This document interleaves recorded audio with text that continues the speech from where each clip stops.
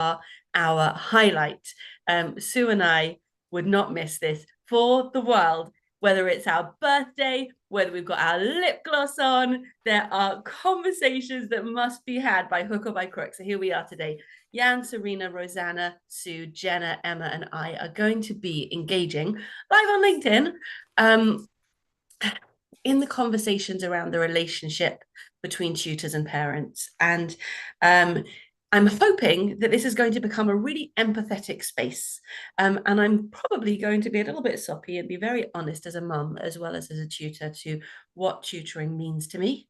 And maybe I'll start off with that. So the moment when Qualified Tutor was born was actually the moment when I realized as a parent how little control I had over choosing a tutor. So I had been a tutor, I'd been a school leader, I understood what safer recruitment was, I understood what quality assurance was. And then when I was looking for a tutor for my own child, all of those tools flew out the window. I just didn't have access to them. And all of a sudden, I felt on the back foot and I felt insecure. When you put that insecurity of the parent who is so eager to help their child, and sometimes it really feels very desperate, alongside the insecurity that we often as tutors feel, not sure what I should charge, not sure whether they value my service, not sure whether they're going to show up again next week, not sure what next term's going to look like, all of those insecurities, you understand that there's this rift on both sides of that relationship. And I think what's really interesting, and I hope we get there in this conversation, is to understand what that insecurity, which probably could be translated as a lack of trust, in the two adult parties, how that affects the child. Or say it the other way. When the tutor feels strong and confident and the parent feels that they're choosing with confidence, how does that accelerate progress for the student? How does a student benefit from a really trustful relationship between the tutor and the parent? And I can tell you that this year, as many of you already know, I have employed 3 tutors for 1 child, which was a massive expense. And fortunately, they were all qualified tutor members. I already knew that I loved and trusted and respected them. But in order to keep that relationship healthy, we created WhatsApp groups.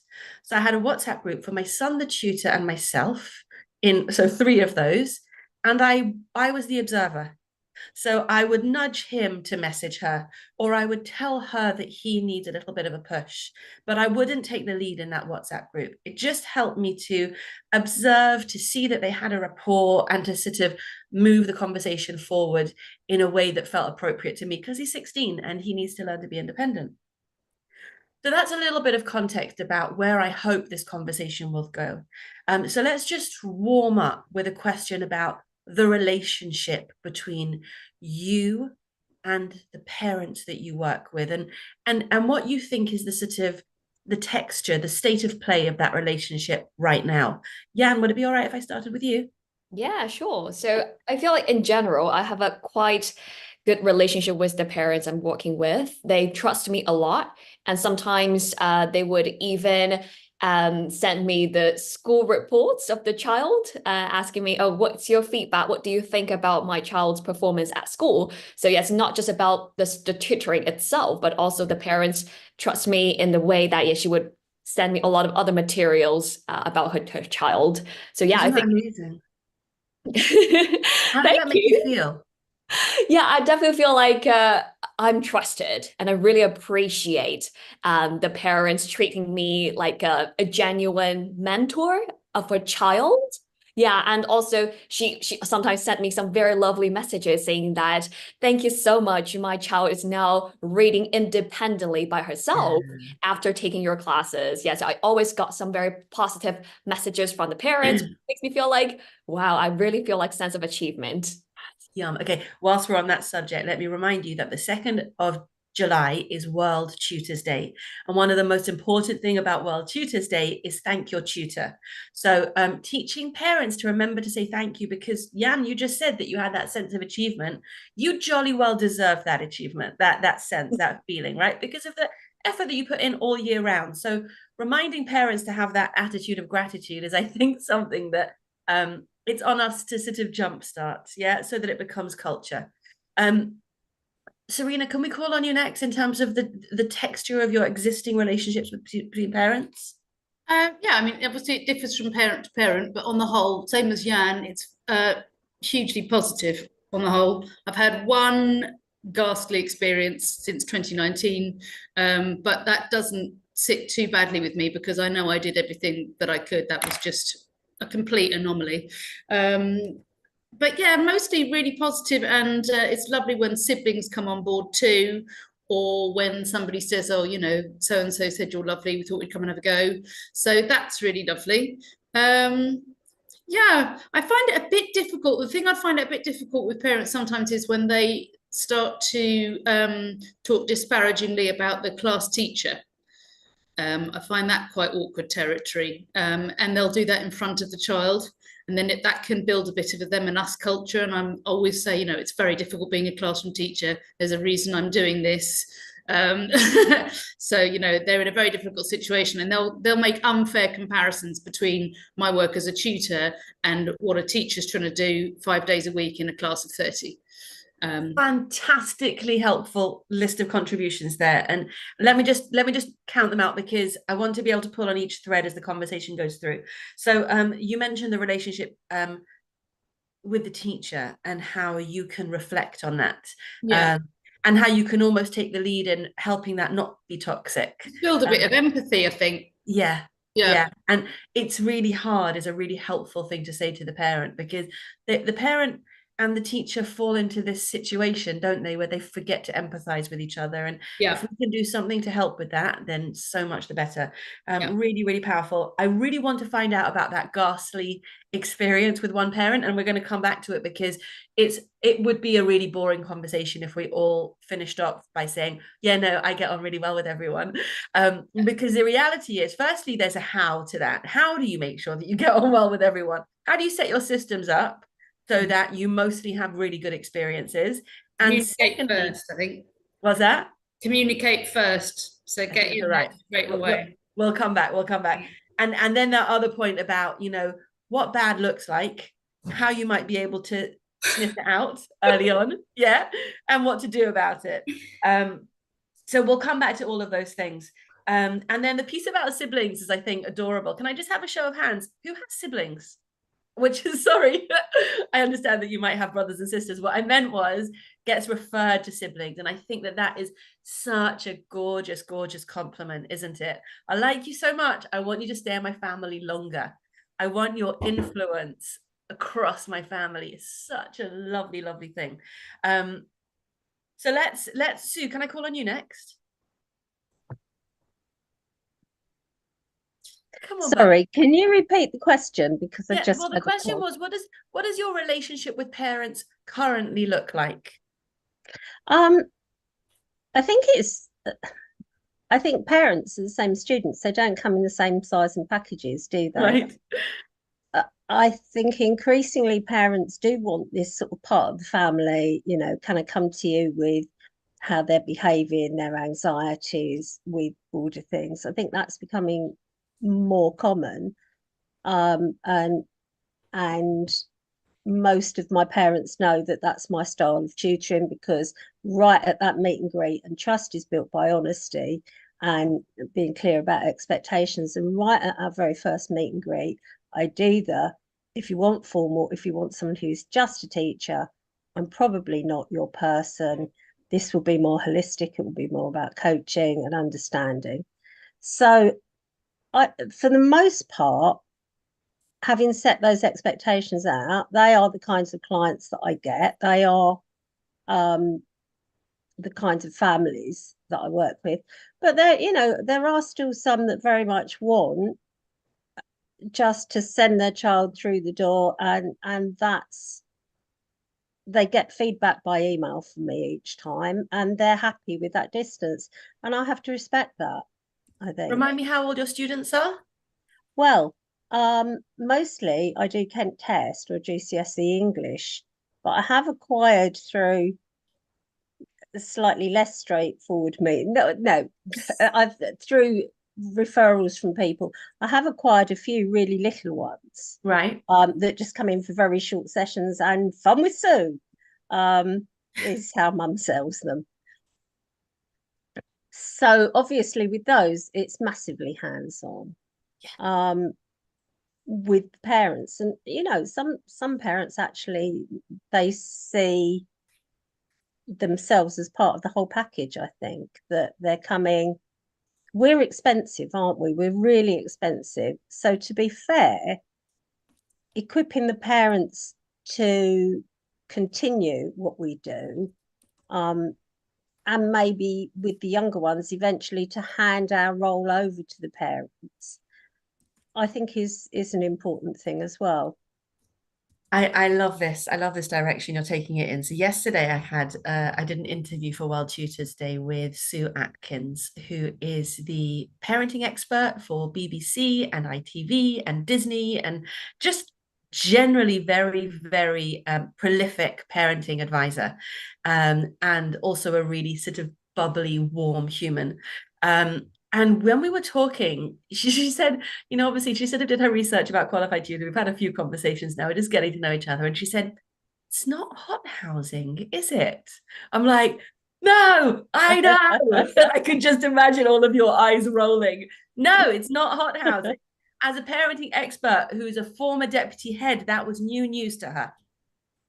But then as the conversation went on, I hear you, Serena, as the conversation went on, she said, my Molly had a tutor in maths because my husband, who's a maths teacher, couldn't teach her.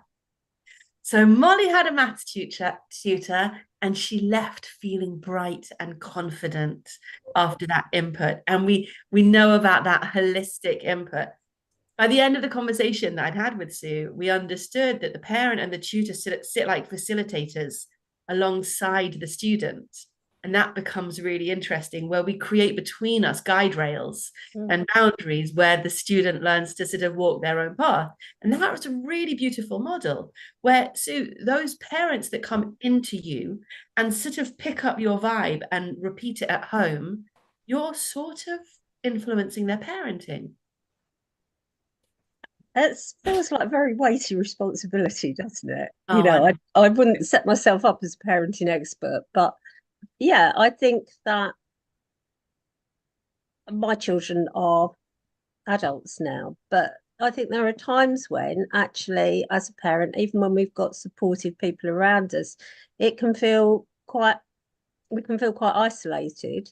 Yeah. And sometimes what all we want as parents is somebody to say, yes, you're doing a good job, or have you thought of doing it slightly differently? And then I don't know whether it influences parenting style or just gives parents that much more confidence. Yeah, I knowing the style of tutoring of everybody in this room, and thinking back to what Jan said about being a mentor and getting those school reports, and the parent actually asking her opinion about school reports, there's definitely that part of reassurance, isn't there? Jenna, can I call on you next? Let me give you a little bit of a sort of warm up here. So we're talking about the influence that you have on the parent and on reassuring them and supporting them in the work that they do, which is very relevant to you as a home educating supporter. So could you tell us a little bit about how you interact with the whole family? So for me, I've been tutoring for 18 years now, which is slightly terrifying. And I'm not even 30. I started tutoring professionally when I was 12 and I finished my GCSE maths. Very good. So for me, why did it take you so long? They had age restrictions. I was going to do it a few years earlier, but my school had age restrictions. But it's also why I started tutoring, because I then had this massive gap because there was age restrictions on the A level as well. But I'd been involved in education, in special education needs, particularly for a very long time before that. I was a youth leader and stuff. My mum was a special education needs teacher and I did loads with her. And I think for me, it's been a really, really interesting journey because I've always ended up doing lots of the home ed side of things. I've always ended up working with parents really quite collaboratively, quite naturally. I am someone who the big picture makes a difference to how I work and the effectiveness. And now I am in a really privileged position where I can stipulate for every single private client that I take on, that relationship with the family, with other professionals, has to look a certain way. And for me, it's not prescriptive. The baseline requirement is there has to be a certain baseline level of communication and collaboration. So I am requiring parents to kind of really work with me and keep me updated, keep in communication.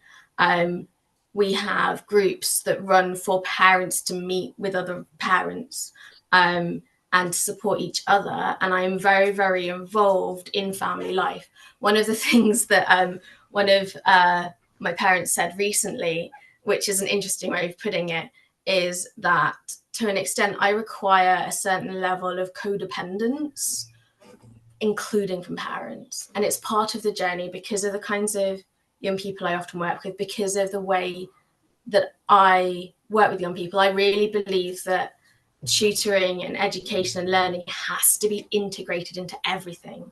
So when a young person I'm working with has physiotherapy, their physiotherapy exercises are part of our tutoring. Part of our things that we do, I build timetables for every single one of my young people that comes on board. It doesn't matter where they've come from, why they've come to me. They get a personalized timetable with everything that is in their life regularly. And we even have a section for things that are ad hoc. And that means that it shows equal value. It's a bit like how sometimes we fall into things like with food, right?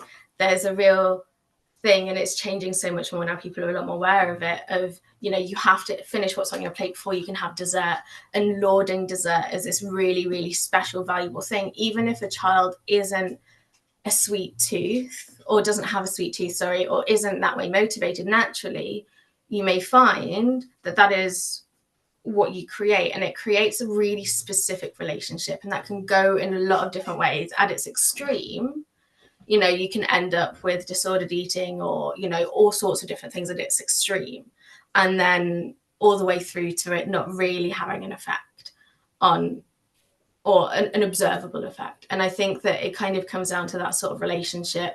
And so that's a really lovely example. So if you see a parent who is possibly creating a bit of a problem for themselves, for their child, with their behaviors around food, do you have a remit to say you might want to think about? to an extent, yes. And it's because of my model. And I don't do it to anyone.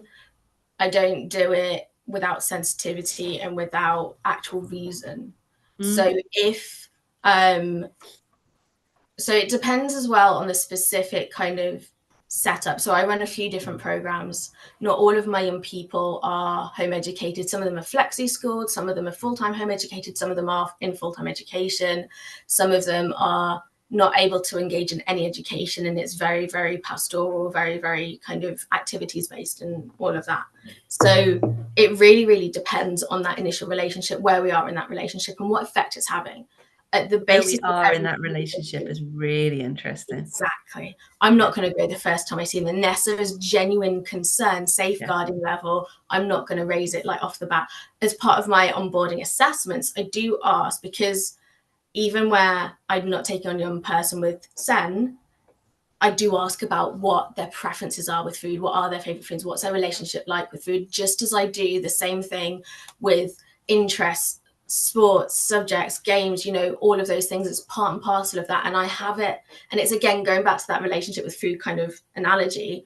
Everything to me is the same value, and I treat it at the same kind of hierarchy. What changes the level is where there are gaps. So if there are needs or things that aren't being met, or if there are concerns, that's where you get the change, but they're not intrinsically different value. And really I think that translates through to the way that I work with parents really quite holistically. I spend a lot of time in families' homes. And I mean, that's coming from my history was very much as a governess for a number of years, and that very much informs my practice. I think that really comes across. And I think also the wisdom comes across. That sort of, I have enough knowledge to be helpful here, really comes across. But Serena said communication, and you said it there as well. And you sort of, create this sense of expectation of it's sort of a culture, isn't it? You make your culture really, really go on. It's also about what we were talking about last time. It's making that room for safety and comfort and trust. And like, I always like, it's relationship based. It doesn't matter like what you learn or how interested you are. Like, I've got a young person that's other people find really, really challenging to work with because they're defiant, they're controlling, they're this, that, and the other. This student is incredible. They love learning. They're really intelligent. They just have a shitload of trauma around education and learning. And it's that all I do is create room for trust and for flexibility. And that is so vital. And I mean, the thing to be careful of that I've learned the hard way slightly is being careful to stay in scope. As much as I do have... In scope was the word there. Yeah. So what is the scope of what you're providing? What are the boundaries? At what point do you say this needs to be passed on to someone else? At what point do you say, I have the expertise here, or, oh, I have the ideas? Like, for me, that's a really big one, right? I have the ideas, I have the knowledge, I'll go and research it. At what point do I say this is a little bit out of what I'm actually doing and what I'm supposed to be focusing on?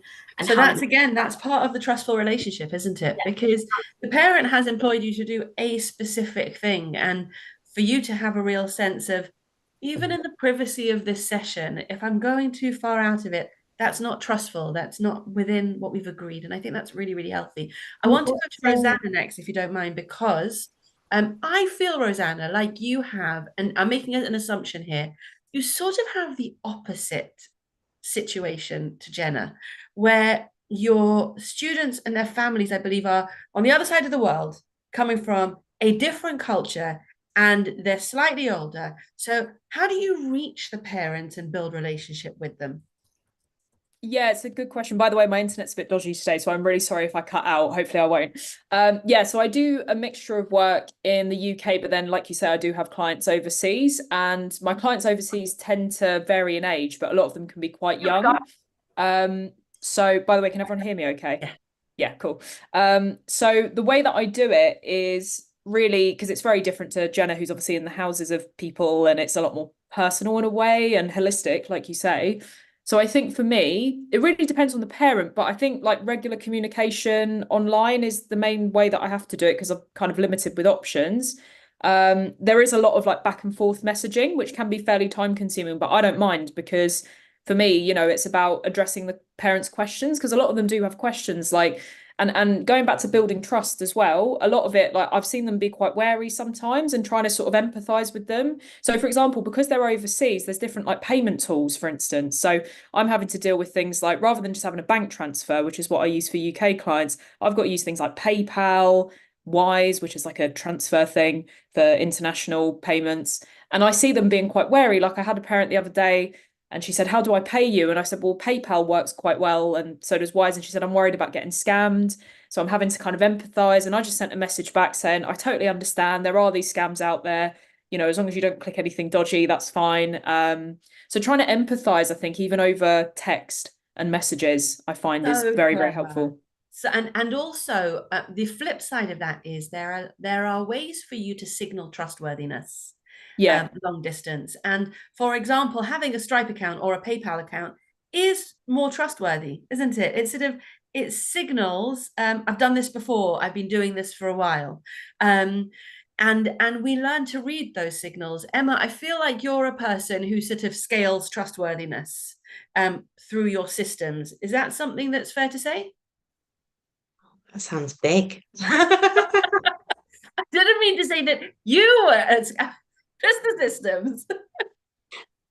Scaling out, yes and no. It's still on those relationships. Yes. I think the systems do a job. Yes. But they can never replace the human element, which is what we've talked about before. We have, and you will kill the humans if you don't create some sort of automation around them, because it gets too much. Yeah, so I've spent a lot of time over the last week or so looking at all the automated emails and stuff to make sure that the human element is still in there. Nice. But like when I'm in onboarding, I still pick up the phone. I still speak to every parent before they come on board. I will not onboard them through a message or an email unless I've spoken to them on the phone, because I think that's where the trustworthy starts. And then you build up from there with all the other things, like you were talking about scaling.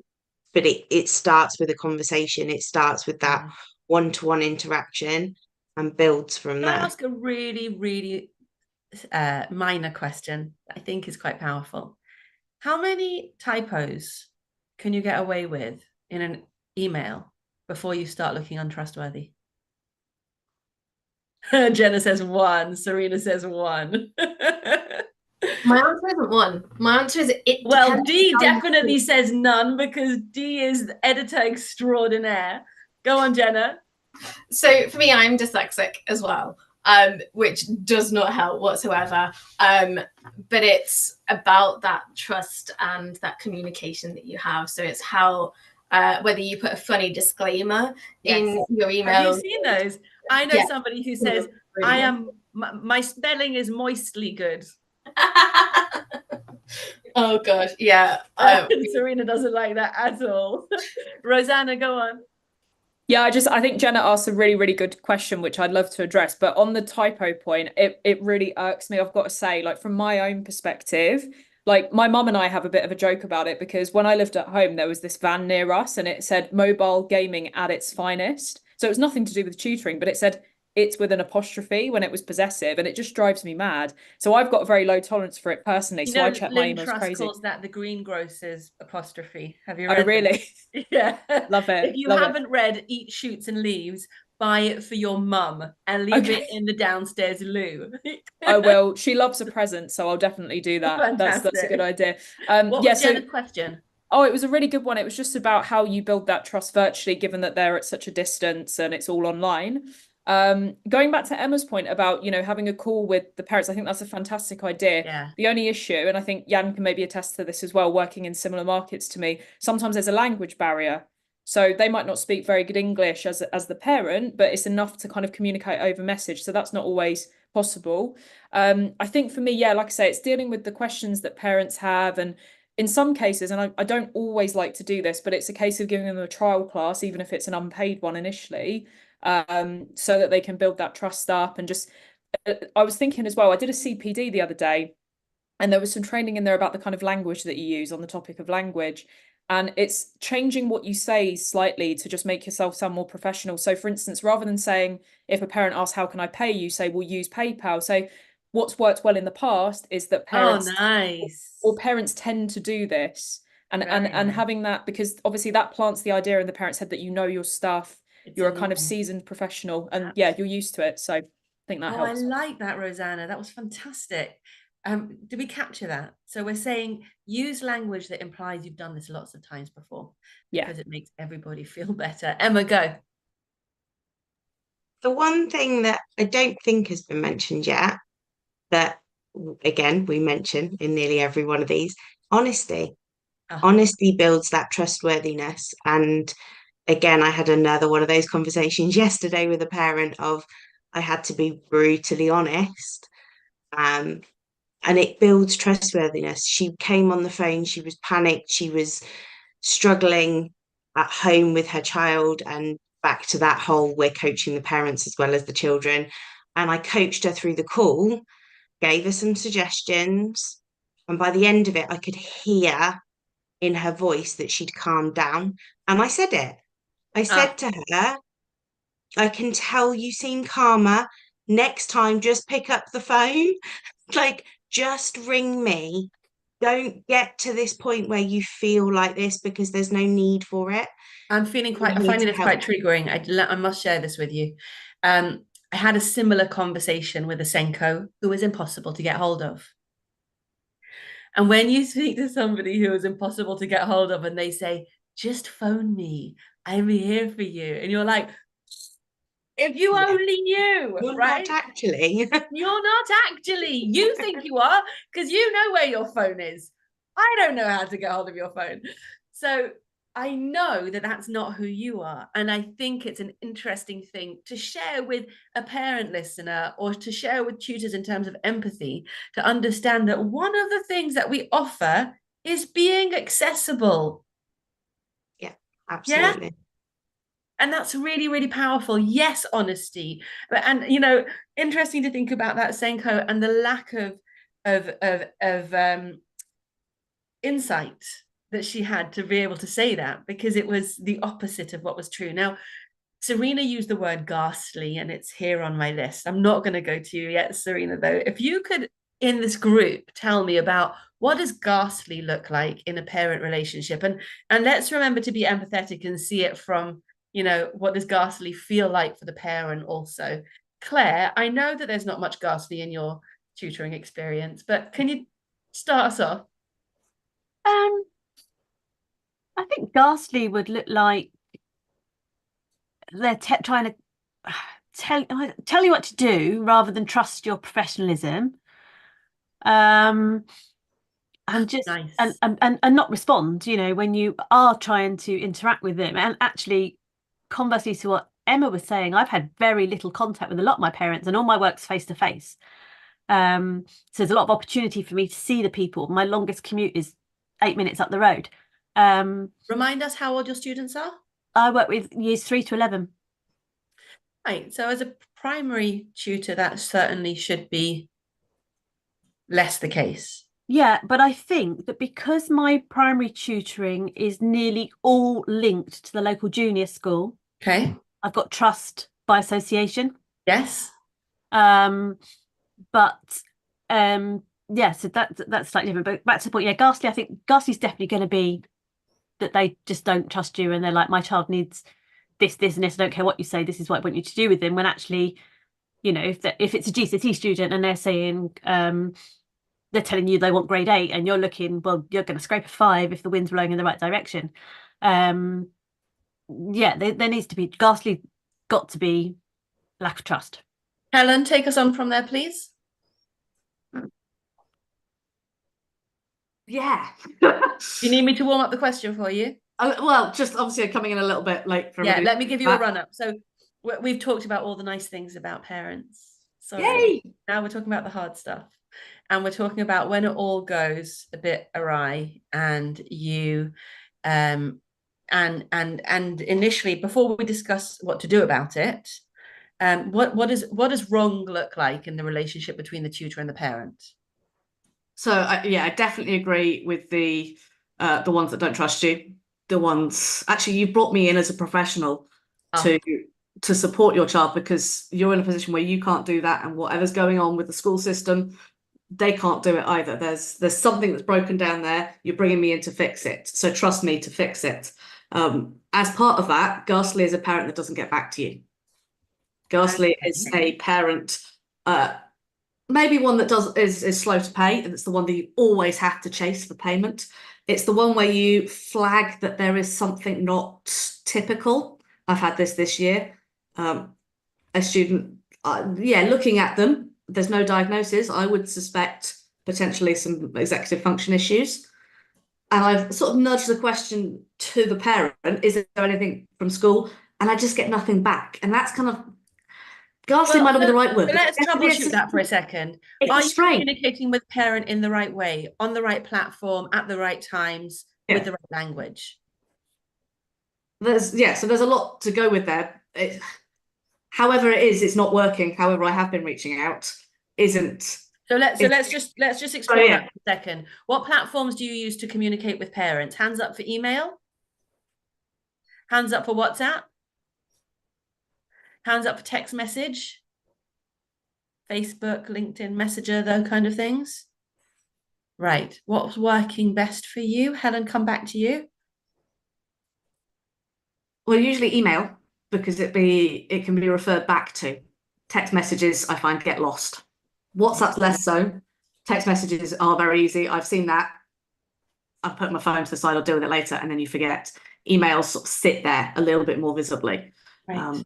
So generally, I find email the most reliable, and it gives you that paper trail if you should ever need it. Yeah, go ahead, Dee. I have a mix of students who've come to me direct and a larger proportion that have come through a tutoring business. With the ones that come to me directly, I always set up a WhatsApp group for me, the child, and the parent. And we can use that for immediate communication. So, you know, they're running late to get to me for a session, that kind of thing. Other communication happens by email. But, you know, the child's probably more likely to use WhatsApp than they are email. So that's why I tend to go down that route, and they can then send me screenshots of things, talk to me about Sorry, their homework, there's a that kind of thing. GCSE returner at the door, just a mo. Keep going, keep going.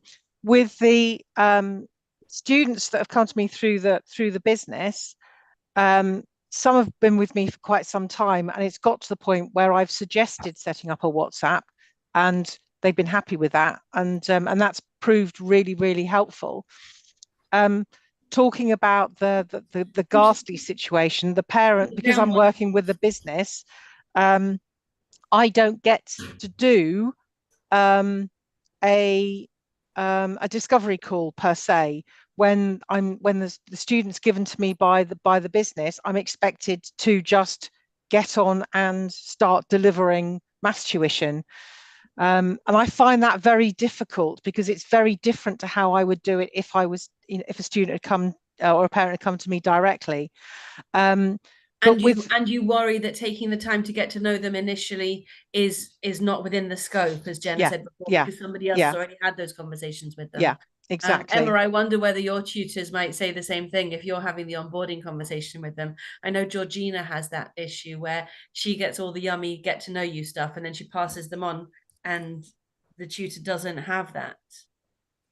So everything that I discuss with the parents on the onboarding call gets passed on to the tutors.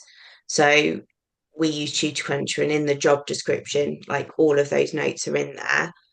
It does lead a little bit more to not having that direct relationship, but then it depends on how the tuition's set up. We have tutors going to houses, we have students coming to us, we have groups, so it varies depending on each situation. And some of the tutors usually after the first 3 or so sessions you've caught up anyway, haven't you? You've done the getting to know them anyway. The online lessons are harder because they don't always meet the parent. Yeah. Oh, so very that's difficult. If it's in person, they've usually met them and then can build that relationship. But for online, it is really tricky because I'm going to accelerate the conversation slightly because I really want to get here. How does it help the student knowing that the parent and the tutor have a good relationship? And Jenna used the phrase in the chat here of power struggle. And I think that that's really insightful. So knowing that there's no power imbalance between the parent and the tutor, knowing that there's a good relationship between the parent and the tutor, how does that help the students' outcomes? Claire, I want to call on you again, if you wouldn't mind.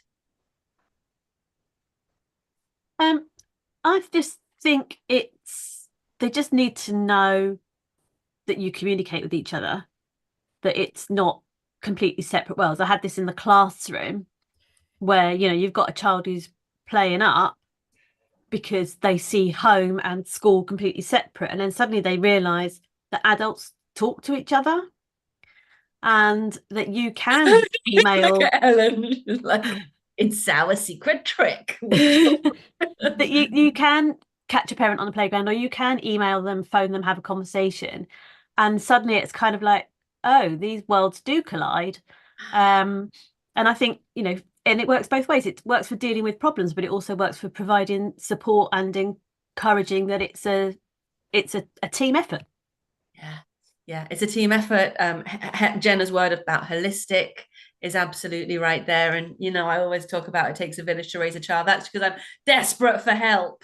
So jolly well, pick up my children and participate in this mad job I've signed up for. Serena, what are your thoughts about how it supports the student to know In my the parent experience, it makes them more accountable.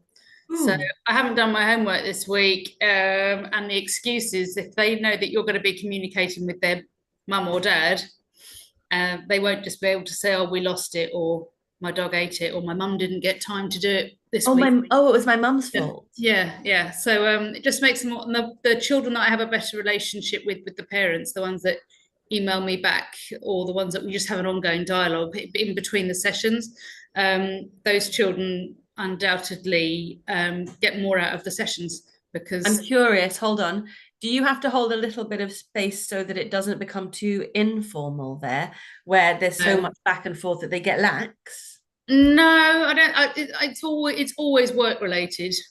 It's Okay. the communication's always about the child and their learning. It's never, I don't know. I don't know. It's never about. I can't even think of something else I'd talk about. That's how divorce. I've had at least 3 parents that I've worked with where they're a really, really big part of every handover conversation, and I found that very unhelpful. Yeah. No, I think it's always been about the child and the learning. So I haven't had that problem, which has been great. But I had a boy this week whose behaviour wasn't great, and at pickup, the mum and I just sort of had a look, and I knew that we'd have an email. But I actually just thought it was easier for me to ring her. So she was cooking supper, and we just chatted it all through, and we were talking about the best strategy for him. Yeah, it's helpful that way because the child knows that, as you say, secret weapon, that adults are communicating. Makes it sound like a pincer attack, but I'd just say it's an accountability thing. You know what? There's nothing wrong with a pincer attack. My husband and I, when my eldest was too little to not need a buggy, but too big to be easily strapped into a buggy because of all that, we used to double team him.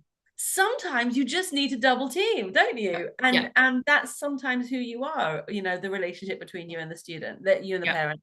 Claire, go on.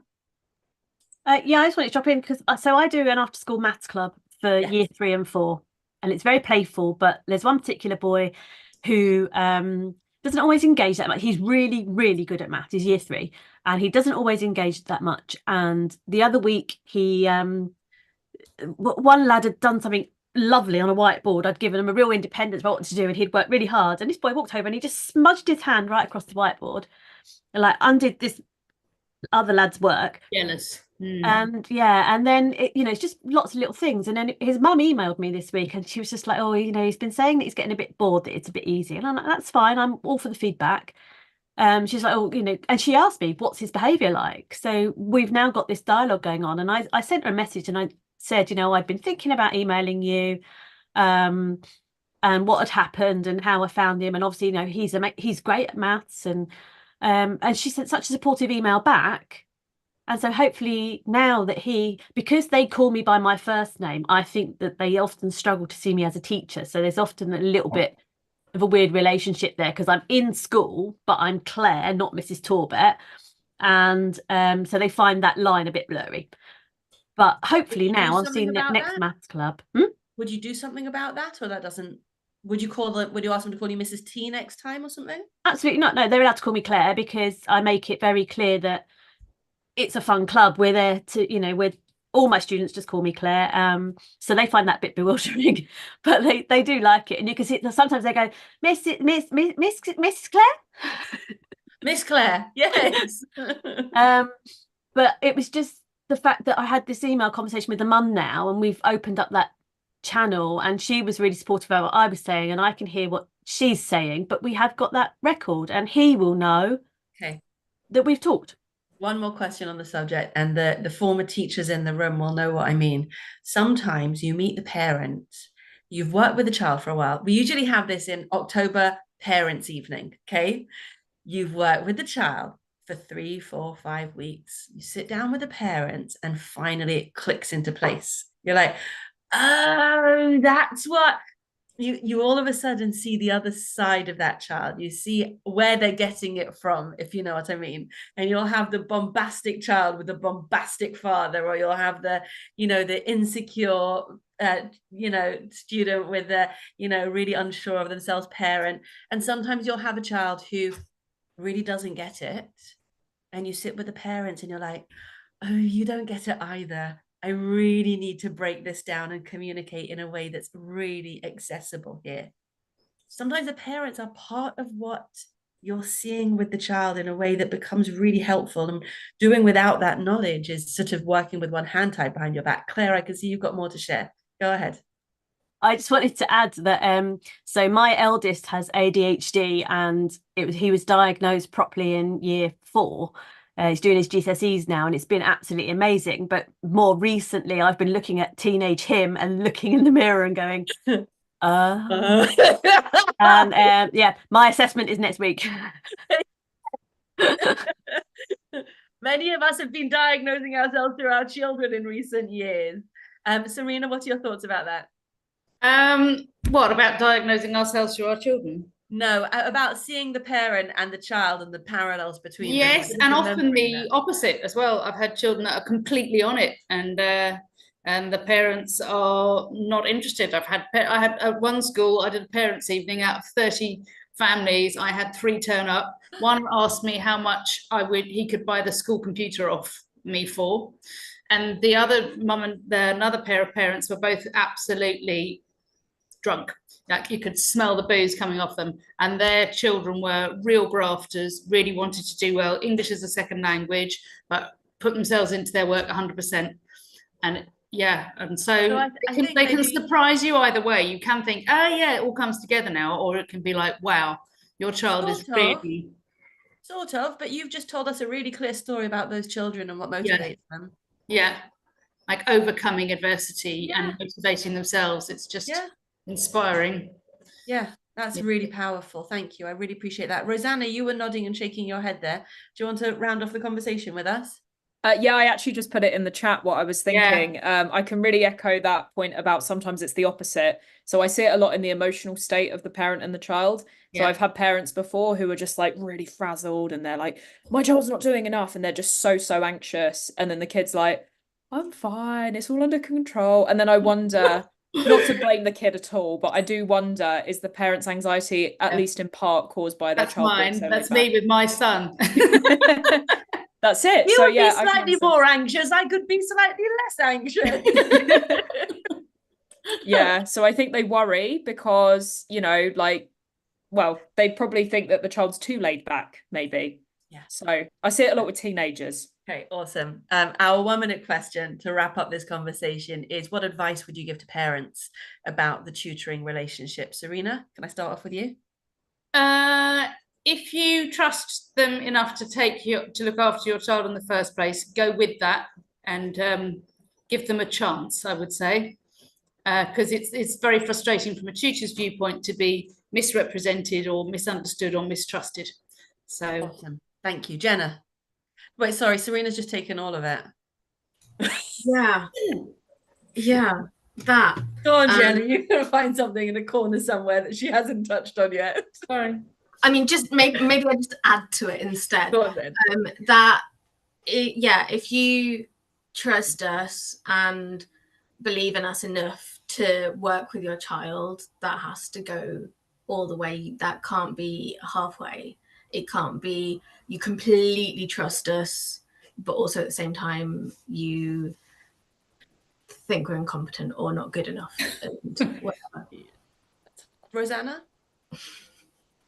I'm going to sound really boring and just say the same thing, really, about just have that trust and know that you've brought us on for a reason, and trust us to use our professional experience to know what's best for your child, and recognize that it can be collaborative, but there is such a thing as stepping on the tutor's toes, where you're kind of maybe getting too involved and saying, this is what my child needs, like we were talking about before, and just kind of relaxing a little bit, because I think that can help facilitate that trust.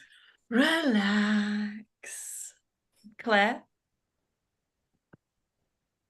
Yeah, it's always going to be the trust, but also respect on our time, and the half an hour before cancellation, that sort of thing. We've put effort into preparing, and so we are professional. This isn't a hobby.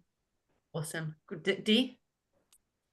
There is no such thing as a stupid question, only the question you don't ask. Jan? Yeah, I would say also give the tutor more autonomy on what they're doing. rather than instructing you should do this in this way. Yeah. Fantastic. Helen? Engage with us, communicate with us. You're the expert in your child, we're the expert in the tutor. We need to work together. And I'm going to jump in here as well. And I would say we really care. We really, really care. We really want to help your child. We really want to make things better for you. So let's work together to help make that happen. You guys, I think we've smashed this conversation. And as you know, with World Tutors Day coming up, teaching parents to appreciate what we bring is so healthy. And it's really lifting up our profession, as all these conversations do tend to do. So thank you. Thank you, Serena. Thank you, Jenna. Thank you, Dee. Thank you. Rosanna. Thank you, Jan. Thank you, Thank Helen. you. And if you are Thank you. listening Thanks, and everyone. you are not yet a Qualified Tutor member, it might be time. Look at qualifiedtutor.org and find out more. Lots of love. Cheers. Thanks, everyone. See you Bye. next